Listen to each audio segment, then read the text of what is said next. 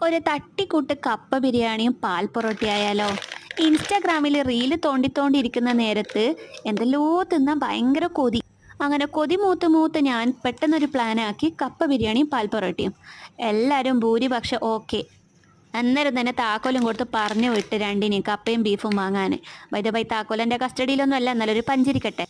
ഓര് വരുമ്പോഴത്തേക്കിന് ആ കറിക്കുള്ള കഷ്ണങ്ങളെല്ലാം റെഡിയാക്കി കുക്കറിലിട്ട് വെച്ചിന്. എന്നാൽ പിന്നെ ബീഫ് ഇട്ടിട്ട് ഷൂന്നൊരു 4-5 വിസിലടിക്കല്ലേ വേണ്ടു. ഒരു വന്ന് കപ്പ ഞാൻ പുഴുങ്ങിയെടുത്ത് പിന്നെ ഇപ്പത്തുനിന്ന് ബീഫുമായി. ബീഫ് ഇന്ത്യനും പാകിസ്ഥാനിയും ബീഫ് മിക്സാണ്. ഇന്ത്യൻ ബീഫ് വേറെ, പാകിസ്ഥാനി ബീഫ് വേറെ വേറെ വാങ്ങിച്ചിട്ട് ഞാൻ മിക്സാക്കി. കാരണം എന്താണെന്ന് വെച്ചാൽ എൻ്റെ മോനി വിഗിളി പീസൊന്നും കഴിക്കൂല. ഓനി വിഗിളി എന്ന് പറഞ്ഞിട്ട് അവിടെ മാറ്റി വെക്കും. നമുക്കാണെങ്കിൽ എല്ലും നെയ്യും ഇറച്ചിയും എല്ലാം ഉള്ള പീസ് ഇഷ്ടം. ഞാൻ എൻ്റെ ജീവിതത്തിൽ ആദ്യമായിട്ട് ഉണ്ടാക്കുന്ന കപ്പ ബിരിയാണി ചെയ്ത്. ഞാൻ കപ്പയും ബീഫും ആക്കലുണ്ട്, കപ്പ ബിരിയാണി ആദ്യമായിട്ട് ഉണ്ടാക്കുന്നത്. പക്ഷെ ഒരു അപാര ടേസ്റ്റ്, മക്കളൊരു രക്ഷയില്ല. ഞാൻ ഉണ്ടാക്കിയതാന്ന് പറയുകയേ ഇല്ല.